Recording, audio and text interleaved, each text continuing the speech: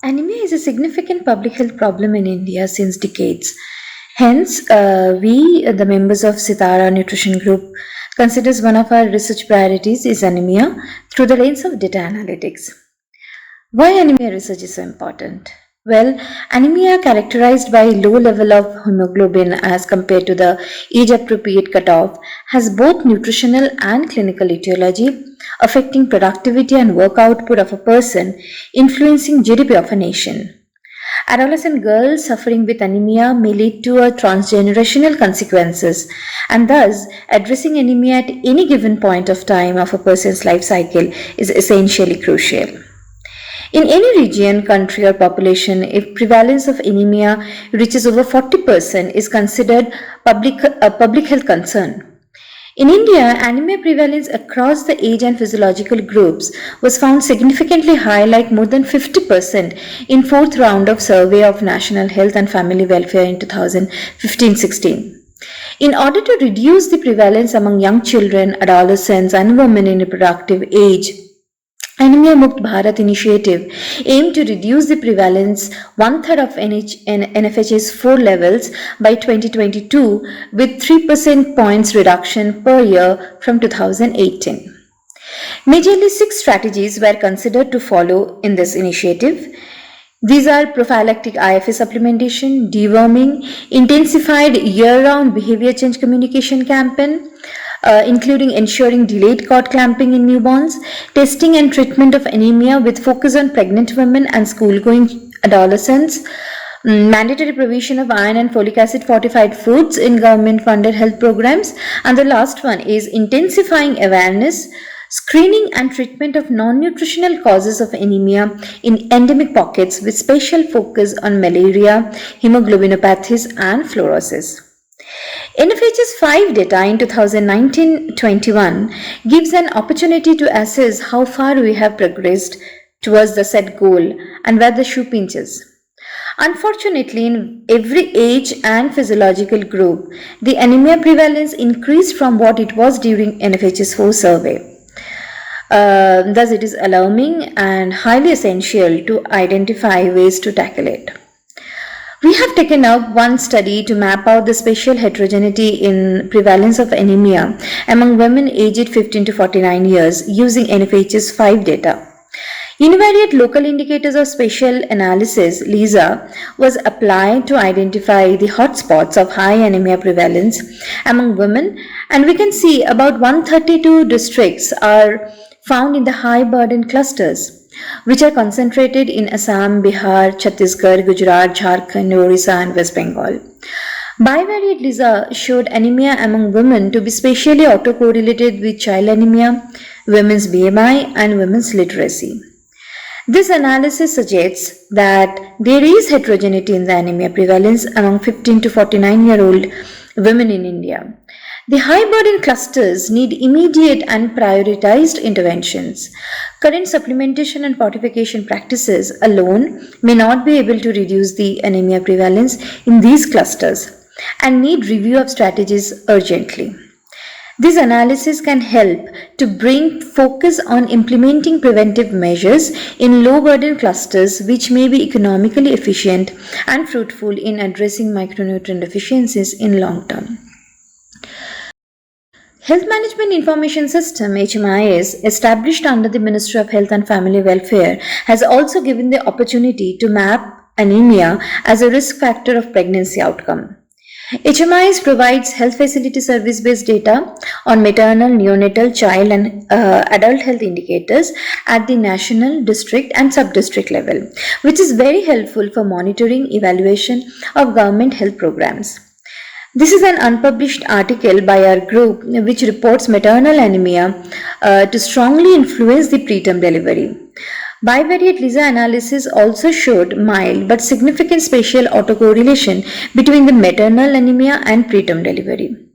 Hotspots having above average prevalence of maternal anemia as well as preterm birth were located in the districts of West Bengal, Maharashtra, Uttar Pradesh and Rajasthan, and the clusters were observed consistently getting concentrated over the time.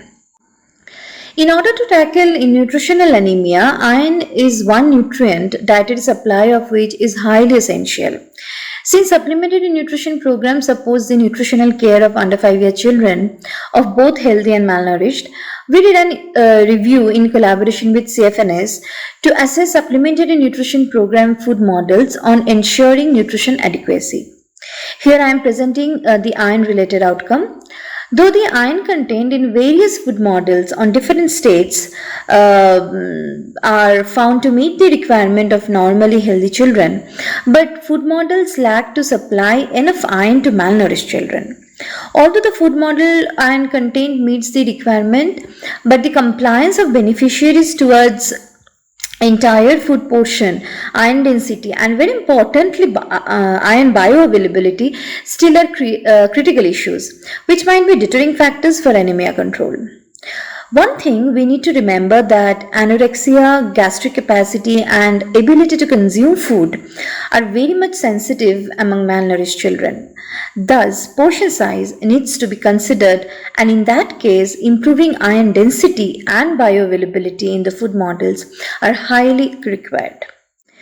At the modern era, use of technology is an important thing to provide healthcare as well as nutritional well-being.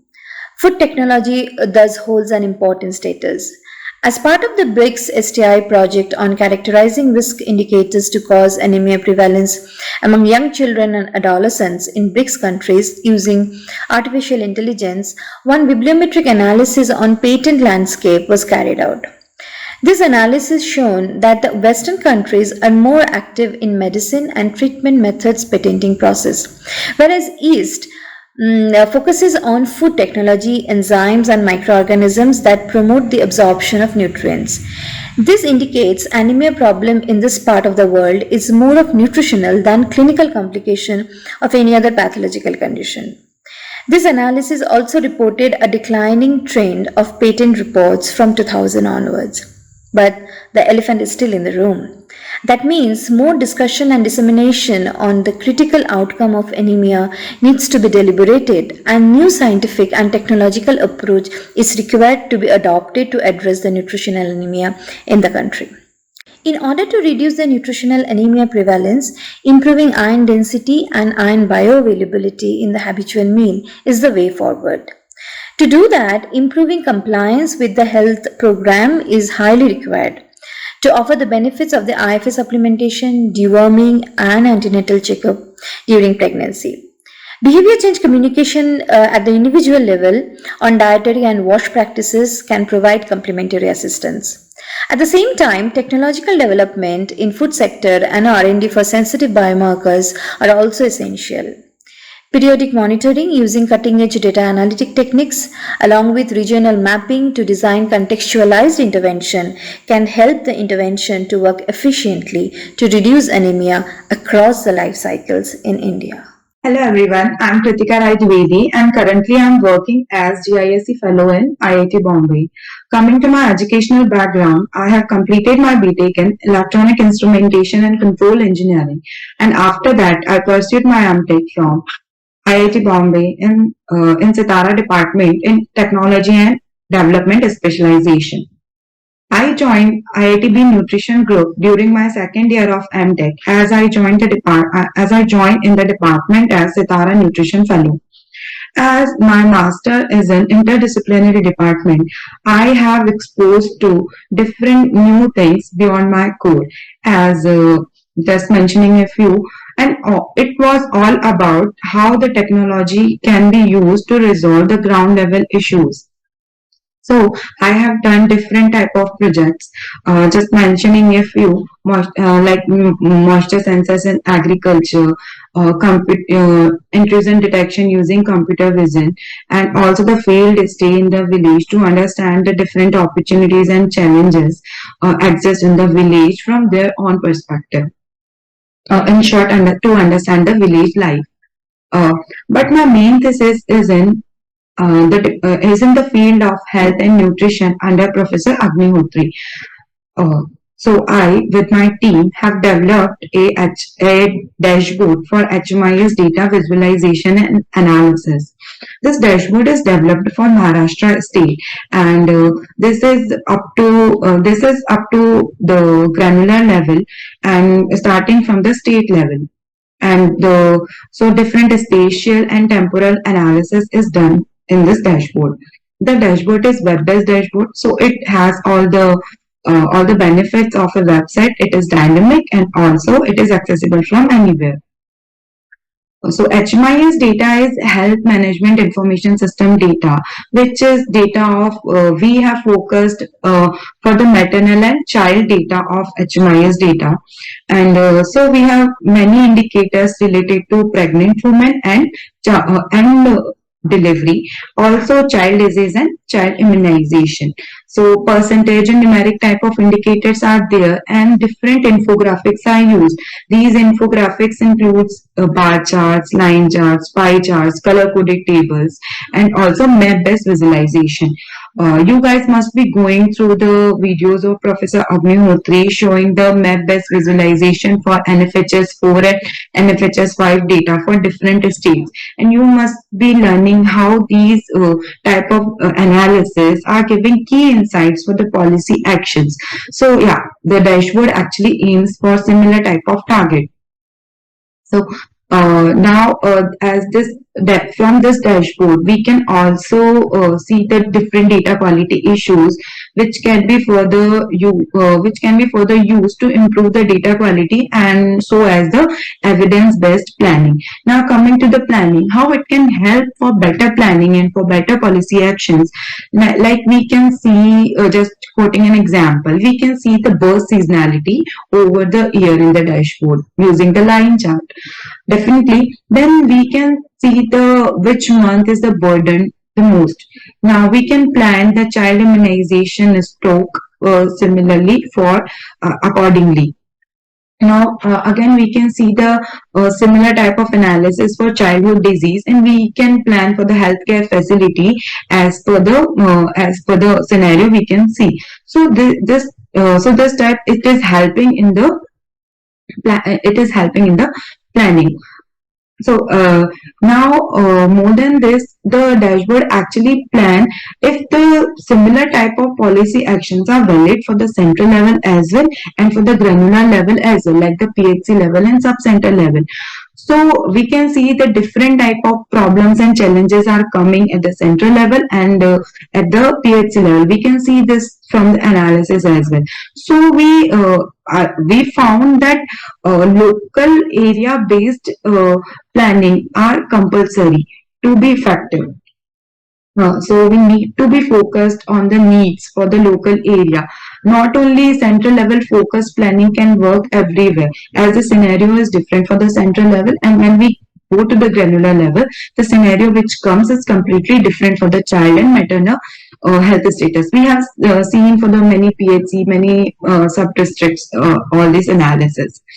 Now, beyond my thesis, I have learned many aspects of health and nutrition after joining the nutrition group. Mentioning a few, like what is the importance of breastfeeding in the child growth, also the correct diet for infants, ground situation of child and maternal health, and also the what should be the proper nutrition for the lactating mothers and pregnant women. Also, the different ANC services and their importance, and what is the status of these ANC services in different states. Now, not only the maternal and child health, also I learned about the adult nutrition, as what is the importance of different components, as dietary, why the dietary diversity is needed, and what is the importance of protein based diet, as a healthy woman can only be a healthy mother in the future and can only deliver a healthy child. So it is important to focus on the adult nutrition as well. So I learned many aspects of adult nutrition and what are the lifestyle disease and how we can prevent them just by changing our food habits and lifestyle habits. At last, I would like to thank Professor Agnihotri, Professor Amit Arora, and Dr. Rupal Dalal ma'am for supporting and guiding throughout this beautiful journey. And also, I would like to mention it was really a great learning experience to work with the Poshan Maah team. And I learned many different experiences of our alumni and different things about the nutrition which are important. So thank you very much for this opportunity. Thank you. Hello everyone, I'm Lakshmi, a master's second year student in Sitara, IIT Bombay. I'm also a part of nutrition group.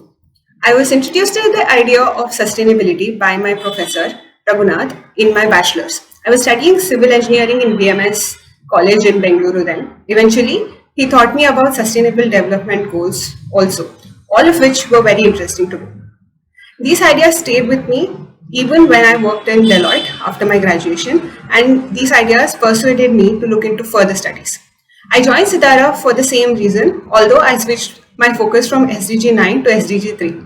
This was because of Professor Agnihotri, whose team has been working passionately on reducing malnutrition in India. One of the subjects that I have worked on after joining Sitara has been anemia in adolescent girls in India under the guidance of Professor Agnihotri. I have tried to understand various aspects of anemia and analyze the spatial variations that has occurred in its prevalence over time. For example, in South India, clustering effect of anemia prevalence has occurred, with the western coast seeing reduced anemia prevalence and eastern coast seeing increased anemia prevalence. This was also confirmed using univariate local indicator of spatial autocorrelation analysis. In the same vein, during my 2-month field stay in Chandrapur district of Maharashtra, I worked on understanding adolescent anemia. I wanted to understand the awareness of anemia amongst adolescent girls in the village of Vasala Makta that I was living in. Along with it, I wanted to know their knowledge on the subject, internalization of that knowledge, and their practices related to anemia. The knowledge I gained from the field stay was immense. I did not have any knowledge about anemia in my own adolescence. I suspect that I was suffering from it then. The situation is similar today too, as girls that I interacted with on field did not have any knowledge on it. But they were being advised to eat iron-rich food and have been given IFA tablets too. This is a step in the right direction, but higher awareness needs to be created in the society regarding anemia. There is also a need to reduce tobacco and tea consumption amongst this population. With the knowledge on public health that I gained from field stay, currently I am working on analyzing the effectiveness of capacity building of ground level healthcare personnel in practices related to infant and young child feeding. All of this is very exciting, and hopefully I will be able to contribute in an impactful manner by being part of IT Bombay and following in the footsteps of my seniors. Thank you. Hello all. Today we will look at Tamil Nadu's journey from NFHS round 4 to NFHS round 5. Tamil Nadu has traditionally been performing well in the field of child malnutrition. Also, when it comes to child mortality, is Kerala's neighbor. On the anemia front, we'll have to see how it has done. But we also see there are considerable variations in two different parts of Tamil Nadu, the northern and the southern. And there is also a central cluster which needs to be looked at because it behaves differently. So we'll see how Tamil Nadu has performed overall. When it comes to reducing child malnutrition, it seems to have done well. It has also reduced the levels of child mortality quite appreciably. While doing these maps, we have used nfhs4.gis.org, indiagis.org, and for NFHS 5, we have used nfhs5.indiagis.org. So our viewers who are interested in doing their own analysis and drawing their own inferences are most welcome to have a look at it. So let us see how the story unfolds when it comes to underweight. Now you would see a significant improvement between the NFHS around 4 and NFHS around 5. Except one could call the Dindigul cluster in the central Tamil Nadu, where the situation hasn't improved. In fact, in a couple of districts, it has deteriorated. But when we talk of improvement and deterioration, it is Tamil Nadu being compared with itself. So if you look at the range, data range for underweight, at NFHS 4, you find it ranging from 12.8 to 34.7. And some matter of concern that it has marginally worsened to 14.5 to 36.3, but overall improvement across the districts can be seen. Let us look at what is happening to stunting. And while we move further, just notice this dark green patch at the bottom. This is the Kanyakumari district. We will see it quite often. When it comes to stunting, we again see a considerable improvement across the state, except the eastern fringe, one would say. I would say data range has remained more or less the same. So we are looking at stunting also, where Tamil Nadu seems to have done fine. When it comes to wasting, I think that is where it has put its best foot forward. And you would notice that the range has moved from 9.0 at the lower end, 34.6% at the upper end. This is in terms of children, percentage of children wasted. That has come down to 7.0 and 22.8. We should take into account the fact that as the undernutrition levels reduce, the climb becomes more uphill. So here, though the range has not changed very drastically at the lower end, at the upper end it has appreciably come down. You see the overall improvement in NFHS 5, and that is something which is noteworthy. We also look at severe wasting. Now, severe wasting gives us a slightly mixed picture. And we see strong improvement in the northern region. It's there for anyone to see, but there are losses in the belt which can be called the erode to Shivaganga belt. Though the data range has reduced considerably. Now this is interesting. From 2.0 at the lower end to 18.7% at the upper end, it comes down to 1.6 at the lower end and 11.6 at the upper end. You can again see down below a green patch, Kanyakumari and couple of other districts. So this is kind of a recurring pattern. How has Tamil Nadu performed when it comes to mortality? Now it has reduced its level of child mortality in both the urban and the rural segment, and also in the 3 age segments. The neonatal, which means within the first 1 month, the infant mortality within the first year of life, and under 5. However, you would notice, and maybe one would be doing a bit of a nitpicking, that the reduction is somewhat sluggish when it comes to infant mortality rate.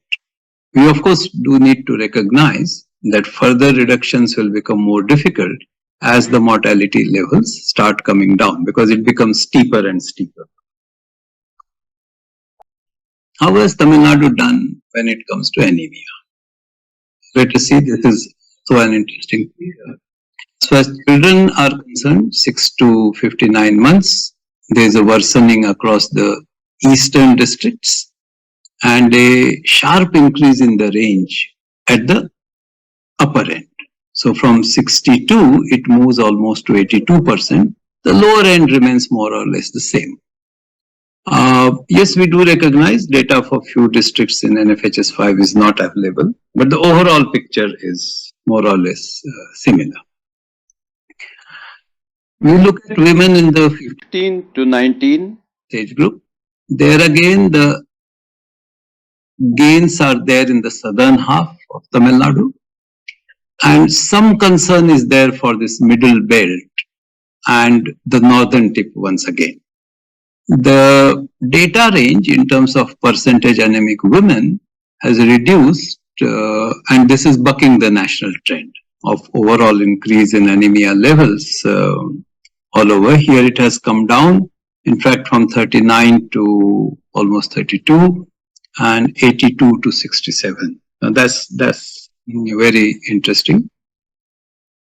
We don't have data for pregnant women in the 15 to 49 age group for some districts in NFHS 4.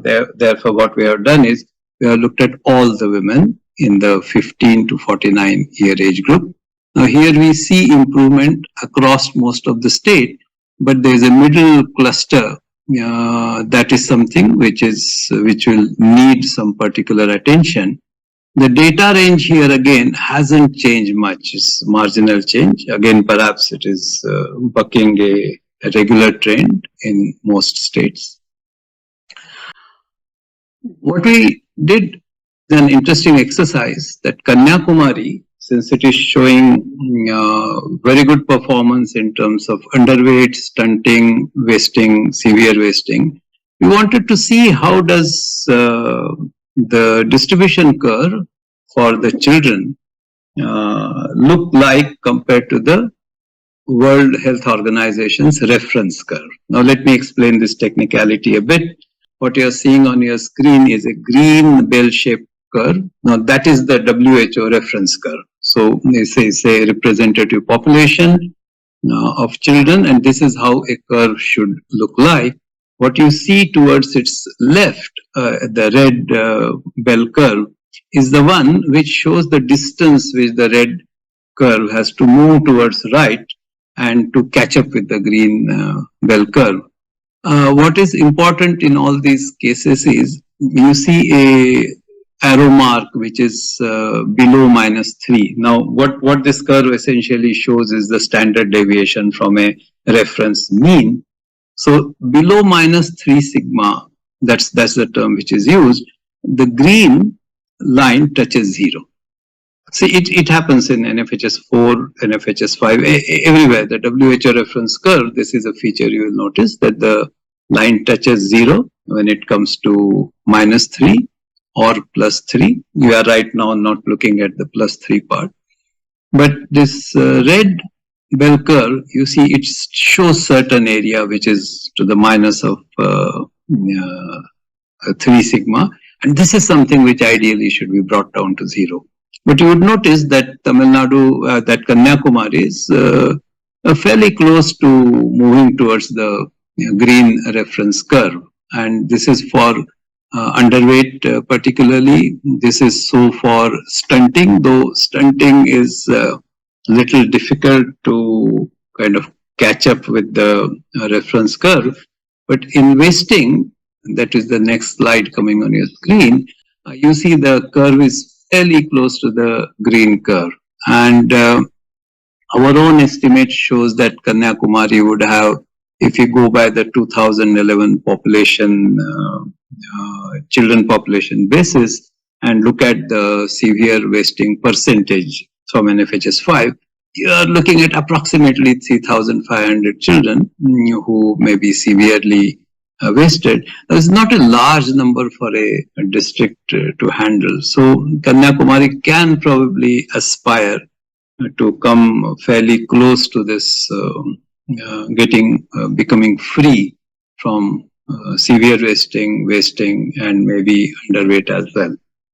So what are we looking at overall? That Tamil Nadu has done well in reducing its levels of child malnutrition in all the 3 segments. Particularly wasting, but there are some concerns in severe wasting. It has performed well on the child mortality front as well, though IMR reduction is a bit sluggish and that may require a little stronger efforts on the part of the system. The anemia situation has shown worsening for children in the below 60 months.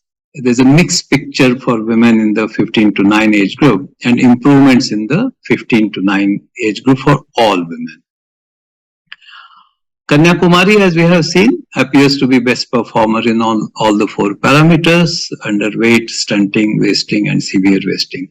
So a question that comes to one's mind is, can this district dream of becoming a Kuposhan Mukt district, triggering a wave from Kanyakumari to Kashmir? We always talk in terms of Kashmir to Kanyakumari, India being one. I think if in becoming Kuposhan Mukt, Kanyakumari triggers that wave, which reaches up to Kashmir, it will be a worthwhile exercise. We leave the readers with that thought and we'll move to analysis of another state. Thank you very much.